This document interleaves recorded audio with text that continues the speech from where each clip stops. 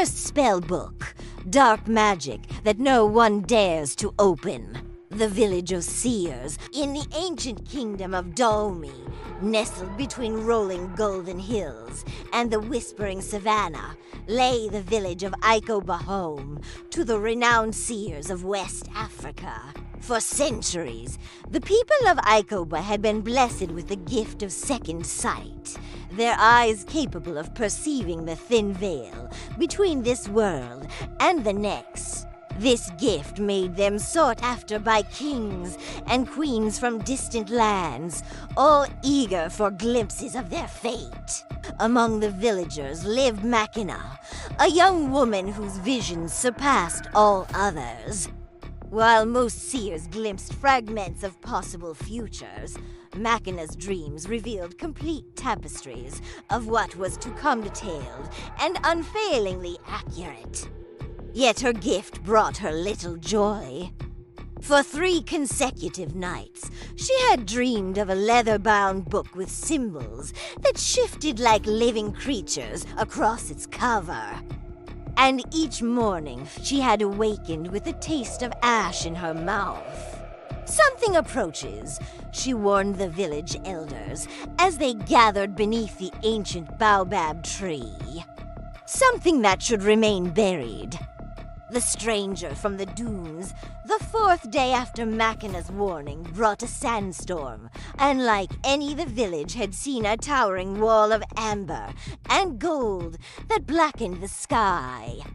When the winds finally subsided, a lone figure emerged from the settling dust. He walked with a slight limp, leaning on a staff carved from wood no one recognized. His face remained hidden beneath layers of indigo cloth, revealing only eyes that reflected no light. "I seek shelter," the stranger announced, his voice carrying the rasp of one who had traveled through harsh lands. "My caravan was lost to the storm." Following the sacred laws of hospitality, the village chief offered the stranger refuge.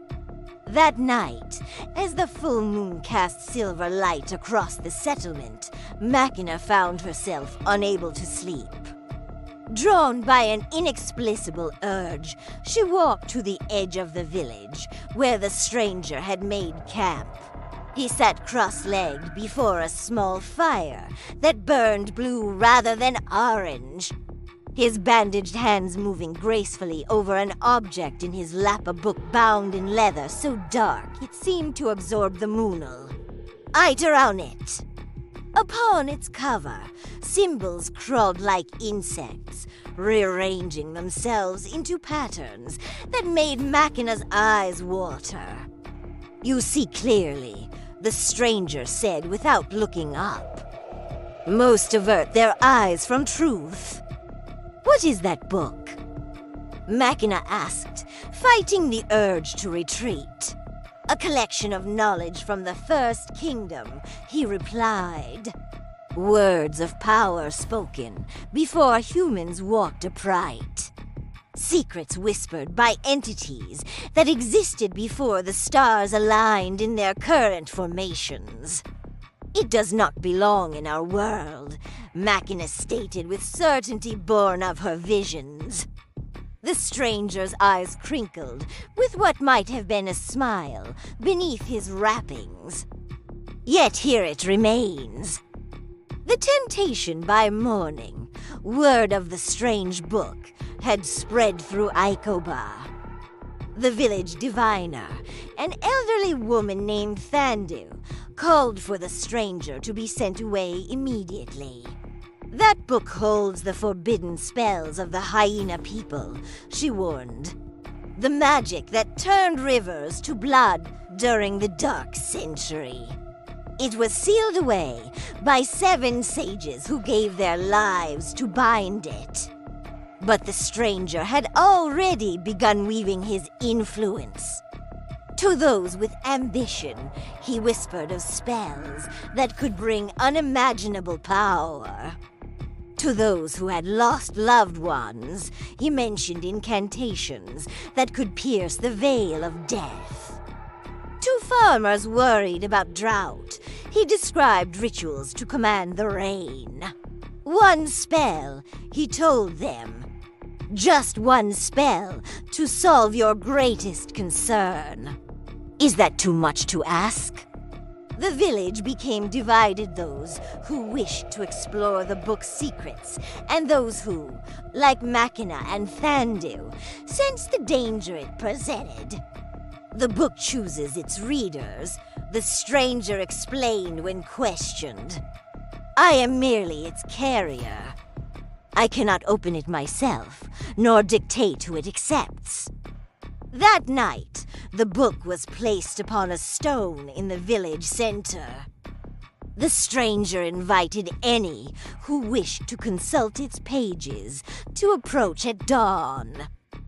The first opening. Despite Machina's warnings, 7 villagers gathered at first light, among them the chief's son Ado, who sought glory, an old woman whose grandchildren had died of fever, and a young hunter who had lost his arm to a lion's jaws. The stranger stood beside the stone, his posture that of a humble servant rather than a master. Who will be first to seek wisdom? He asked. Ado stepped forward, his young face set with determination. I would learn how to become a warrior king whose name echoes through generations. The stranger gestured toward the book. Then place your hand upon its cover and speak your desire clearly. As Ado's fingers touched the dark leather, the symbols rearranged themselves, flowing like ink in water, until they formed patterns that somehow resembled his face. The book fell open, pages riffling as though caught in a breeze, despite the still morning air. They stopped on a page covered with script that glowed with a pulsing crimson light. Read, the stranger urged. Ado began to recite words in a language that had not been spoken for millennia, each syllable causing the ground beneath their feet to tremble slightly. As he read, his shadow stretched and darkened, detaching itself from his feet and rising like smoke until it towered above him, a crowned figure wielding a spear that dripped with something too thick to be water. When he finished the incantation, the shadow collapsed back into him. Ado gasped, his eyes momentarily flashing black before returning to normal. I saw empires, he whispered. I commanded armies that stretched beyond the horizon. The stranger nodded. The book has granted you vision of what may be. Now the path to achieve it exists within you. One by one, the others stepped forward. The old woman read words that summoned translucent figures of her grandchildren, who spoke to her in voices that brought tears to her eyes. The one-armed hunter read an incantation that caused his missing limb to regrow, formed from shadow that solidified into flesh.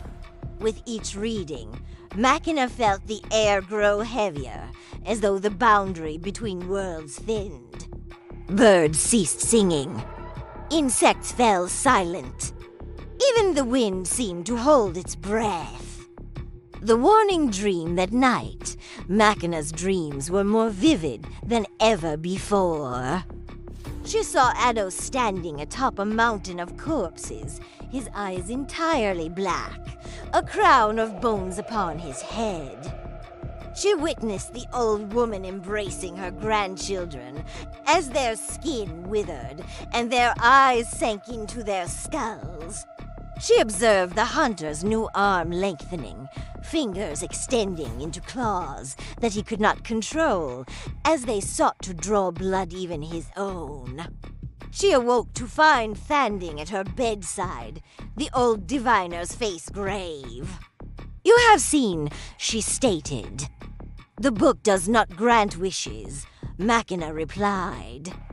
It corrupts them. It feeds on desire and twists it into destruction, Thanding agreed. The stranger is no victim of the sandstorm. He is the guardian of the book, or perhaps its servant. He travels from village to village, offering its power, creating chaos that weakens the boundaries between realms. What can we do? Machina asked. There is an ancient ritual, Thanding explained. One that might seal the book. Again, but it requires someone with true vision to navigate its dangers. Someone like you. The village transforms. Over the next 3 days, changes rippled through Ikoba. Ado began gathering young men into a war band, his charisma supernaturally enhanced, his battle plans possessed of an uncanny strategic brilliance. Yet his eyes grew darker, and those closest to him spoke of how he whimpered in his sleep about hunger that could not be satisfied. The old woman's hut was filled with the laughter of children. No one else could see but those who passed by reported hearing other sounds as well. Scraping, gnawing, and whispers that spoke of consuming life to extend death. The hunter's new arm allowed him to throw a spear farther than any man living, to climb sheer cliffs with ease. But each night, he had to bind it with chains, for it sought to strangle him as he slept. More villagers approached the book, despite or perhaps because of the frightening changes they witnessed. The stranger observed it all with obvious satisfaction, his form seeming to grow more substantial as the villagers who read from the book began to fade, becoming gaunt and shadow-eyed. He feeds on their essence, Thanding told Machina as they secretly gathered materials for the sealing ritual. The book opens doorways, within the reader's soul's doorways, through which entities forgotten by time can reach into our world. The ritual of sealing on the night of the new moon, when darkness was complete. Machina and Thanding slipped away to a cave beyond the village, a place where ancient paintings depicted the first sealing. G of the book centuries before. The ritual requires blood freely given, water that has never seen sunlight, and fire struck from stone that has witnessed the passing of 7 generations, Thanding explained. As they prepared the elements, a noise at the cave entrance startled them. Ado stood there, his eyes now completely black, his skin stretched tight over his bones. "The book sent me," he said, his voice overlaid with another, deeper tone. "It does not wish to be bound again." "Ado," Machina pleaded, "this is not the glory you sought. Fight against what the book has placed within you." For a moment, conflict crossed his face, the boy he had been struggling against, the entity, taking root within him. But then his expression hardened. "I have seen empires rise at my command," he snarled. "I will not return to insignificance." He lunged forward with inhuman speed, but Thanding was prepared. She cast a handful of dust into the air that ignited into blue flame, forming a barrier between them and Ado. He howled with rage, but could not pass. "Begin the ritual," Thanding instructed Machina. "I will hold him back." Machina cut her palm, letting blood drip into water collected from the deepest part of the cave. As she mixed them with a stick of ancient olive wood, she began to chant the words Thanding had taught her, sounds that seemed to reshape the air itself as they left her lips. The battle of wills outside the cave, chaos erupted. The stranger had discovered their absence and rallied those who had read from the book. led by the old woman now accompanied by childlike figures that crawled along the ceiling, and walls like spiders they converged on the cave. The protective flame barrier weakened as Thandu's strength ebbed. Addo pressed against it, his fingers elongating into talons that tested the magical boundary. "Hurry," Thandu gasped to Machina. "The book must be here for the binding to work." "How can we draw it here?" Machina asked, not breaking her chant. "Not we," Thanding replied. "You. Your gift. Your true vision. Use it to call to the book to show it something it has never seen before." Understanding dawned on Machina. The book fed on desire and fear emotions that bound humans to predictable patterns. But her visions allowed her to see beyond immediate wants, to perceive the intricate web of consequences that sprang from each action. Closing her eyes, Machina projected her consciousness outward, not seeking the book, but allowing it to perceive her mind, her unique way of seeing. Like a curious predator, she felt it turn its attention toward her. In the village, the book began to tremble upon its stone.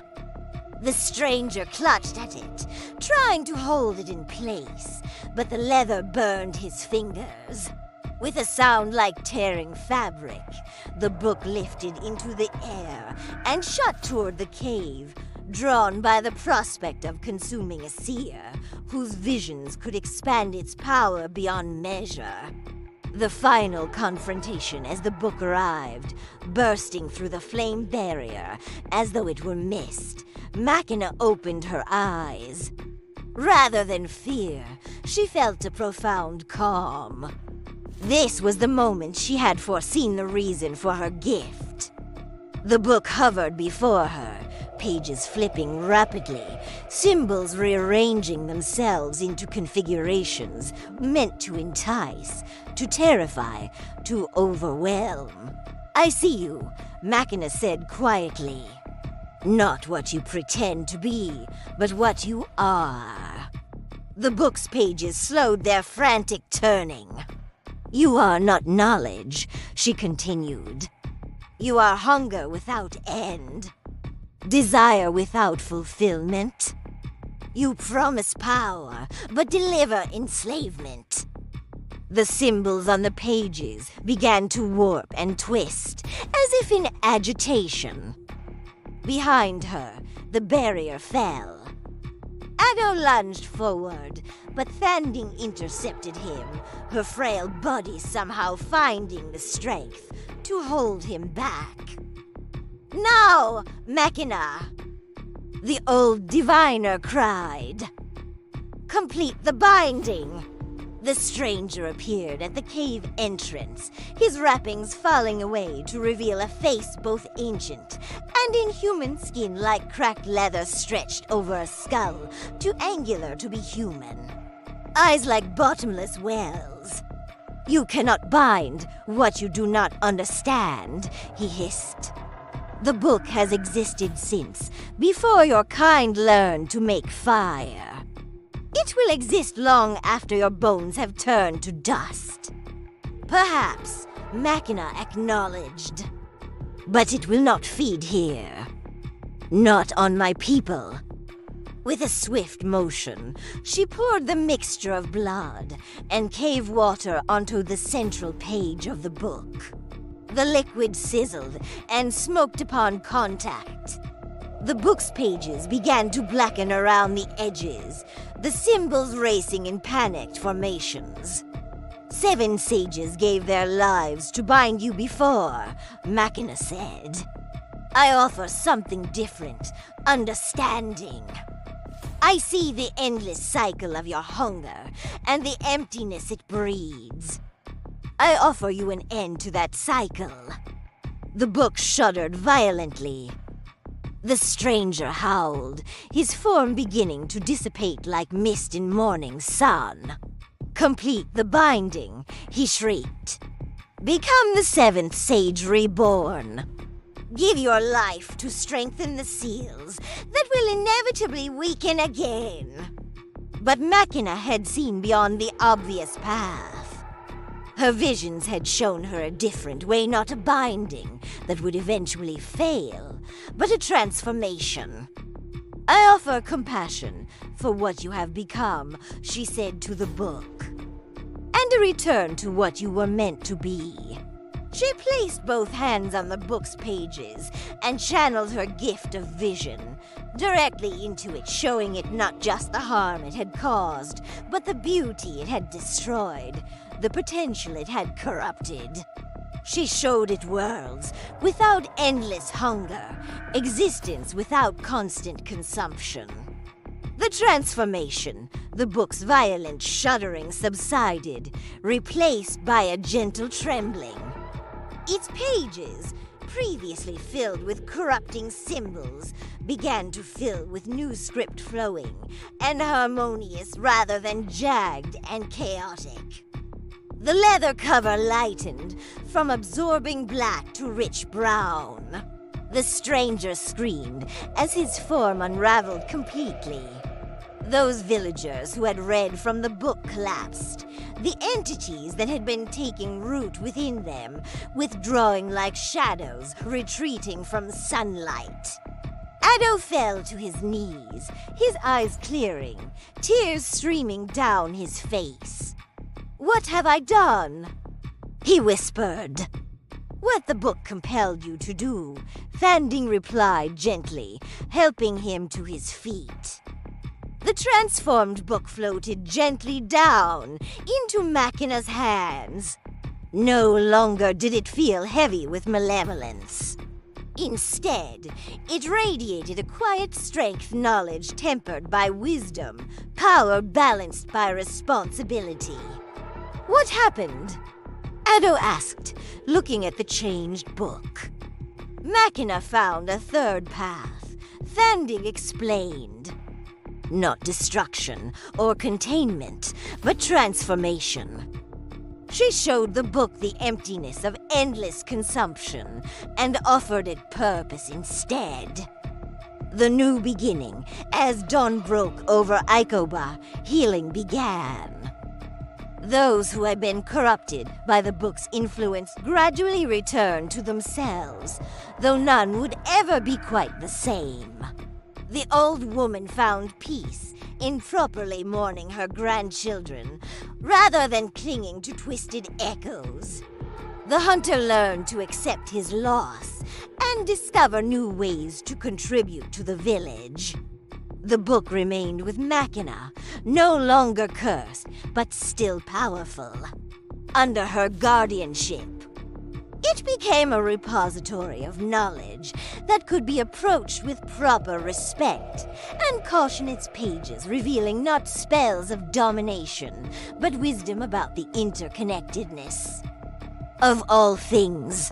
Word spread of what had happened at Ikoba. Seekers of power stopped coming, replaced by those genuinely searching for understanding. Machina established a school of seers who were taught not just to glimpse the future, but to comprehend the consequences of each possible path. And sometimes, on nights when the moon was full, visitors to Ikoba would report seeing Machina sitting beneath the baobab tree, the book open on her lap, engaged in what appeared to be conversation, with the text itself teaching and learning, offering and receiving wisdom in equal measure. For the most dangerous magic Machina had discovered was not found in spells of power, but in the simple, transformative act of seeing truly and responding with compass.